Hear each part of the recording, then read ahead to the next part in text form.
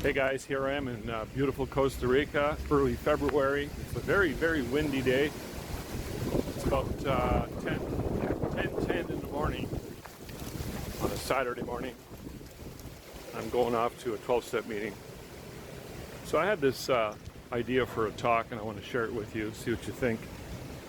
And it really is, can be summarized in one simple statement, one simple subject line, one simple headline, and that is the root cause of addictions. I've been thinking about that lately, and I want to share some of my ideas that kind of float around in this crazy brain of mine. So I like to use metaphors and symbols, to describe things. The metaphor and symbol that I want to use in this case is a house. So, oh, this guy's going crazy with his ATV here. You hear him? Anyways, he was literally spinning out, creating a dust storm. So a house embodies our being, our identity, who we are. They say when you dream, if you dream of a house, well, a house is exactly that. It's your identity. It has everything to do with who you are. So let's run with that. So the reason I like a house is because a house has a floor. Below the floor is a basement. If I were to, man, does it ever get windy, eh? Woo. If I were to try to explain what it is I'm trying to explain, and that is this, is that the root cause of all addictions is there's pain and trauma. Pain and trauma lives in their subconscious. I mean, Carl Jung said it was our shadow. For some of us, it's more intense than it is for others. For some of us, we can't really explain or identify it. I don't think it matters if you can explain or identify it. I think it's far more important to be able to go through the processes and experiences and face those demons than it is to, hold on, there's a big giant truck coming. Let's just wait a minute, hold on.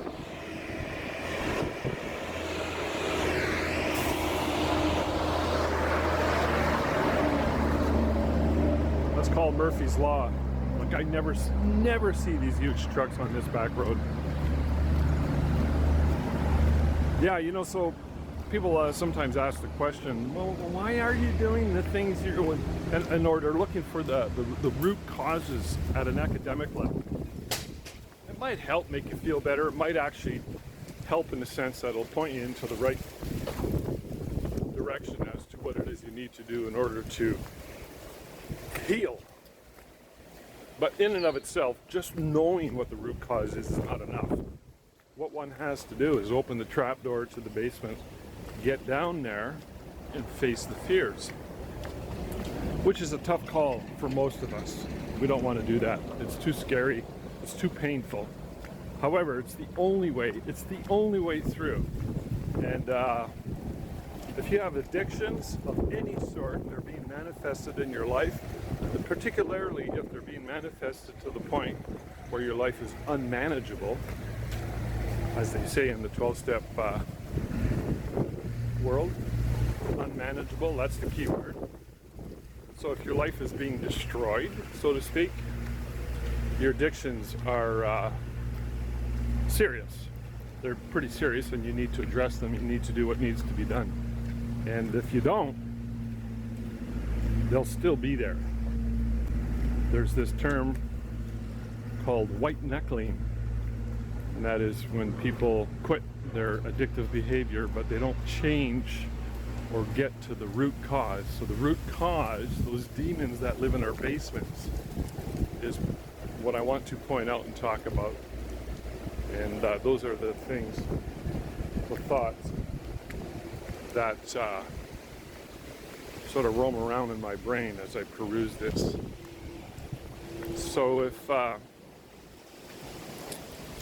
you have these living in your basement and you open the door and you do the work necessary, you begin the healing journey. And if you start to heal, I don't know that they go away 100%. It's like an old scar, There's you build a new foundation and if you put those demons to rest and you have a much, much better life as a result of that, there's a pretty good chance that you're going to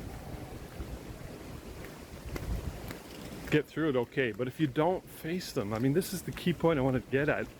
Root cause of addictions are those pain and trauma, those demons that live within us, and we need to tackle them. If we don't tackle them, they never go away. They want to come out like it's like a hose, a fire hose that's been blocked, and then the pressure builds and the pressure builds. It's going to pop up at some point in time, and all of a sudden you're going to have an explosion. It's going to burst. It's going to come out, no matter what the addiction is. If it doesn't come out, if you have a mild affliction, you could probably live through your life, probably. But don't you think it's better? Just deal with the damn thing. Face the fears. So, anyways, yeah. Those are my thoughts. Hold on. Musica. Somebody's working. We have a guy working on our condo right now, and he plays music. He brings his phone and he fires up his music. It's cool. The Costa Ricans love their music. So, the other thing I wanted to mention, to sort of clarify my point on all this root cause of addictions, is that, it's different for everybody. No two people are alike. So, if you look at the basement, like the metaphor, the symbol I'm using, so you got the floor that sort of separates the upper part of the house to the basement, to the shadow. Use the Jungian symbol.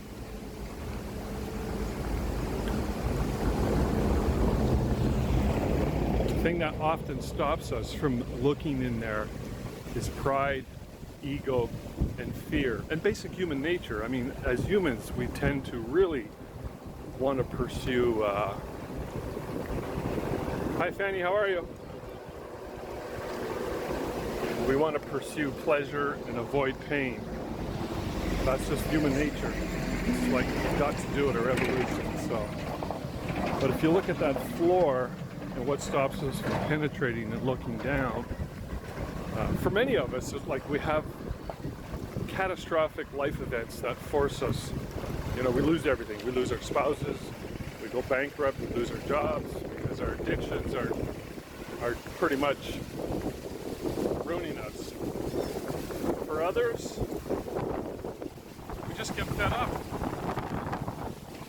This is not a good day to fly a drone. Is it ever windy? So,